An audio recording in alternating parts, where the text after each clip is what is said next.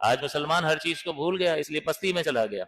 اور یہ یاد رکھیں کہ وہ نہیں کر رہا، سب وہ بھی تو کر رہا ہے، وہ بھی تو کر رہا ہے، وہ بھی تو کر رہا ہے۔ بھائی آپ نے اور میں نے اپنا جواب دینا ہے، اپنے آپ کو ٹھیک کر لیں گے، معاشرہ خود بخود ٹھیک ہونا شروع ہو جائے گا۔ آپ ریسپانسبلٹی لے لو، اپنے آپ کو اللہ کے فرمان کے موافق کر لو، حتی المقدور کوشش کرو کہ اللہ رسول کے خلاف نہیں جاؤں گا، تو پھر یہی چیز آپ اپنے بچوں میں، اپنے گھر والوں میں منتقل کرو گے، تو ایک خاندان تو بہتر ہو جائے گا نا۔ اس خاندان کا جو ضرر معاشرے تک پہنچنے والا ہوگا وہ نہیں پہنچے گا۔ آپ کا خاندان کسی پر ظلم نہیں کرے گا، کسی کو دھوکہ نہیں دے گا، کسی کو چیٹ نہیں کرے گا، کوئی ایسا کام نہیں کرے گا جو معاشرے میں بے حیائی کے پھیلنے کا سبب بن رہا ہو۔ وہ اللہ کے نظام کے خلاف نہیں کھڑا ہوگا۔ یہاں تو گناہ کرتا ہے رات میں، اور اس ستار نے اس کے گناہ پہ پردہ رکھا ہوتا ہے۔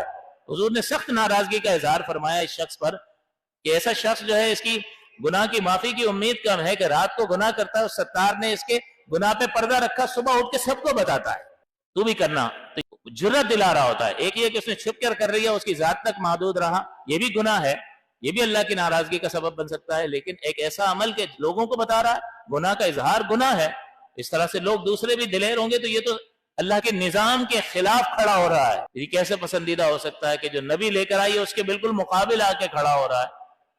تو لہٰذا ہمیں پتہ نہیں ہوتا کہ ہم کر کیا رہے ہیں، اور چل رہا ہوتا ہے زندگی کا نظام۔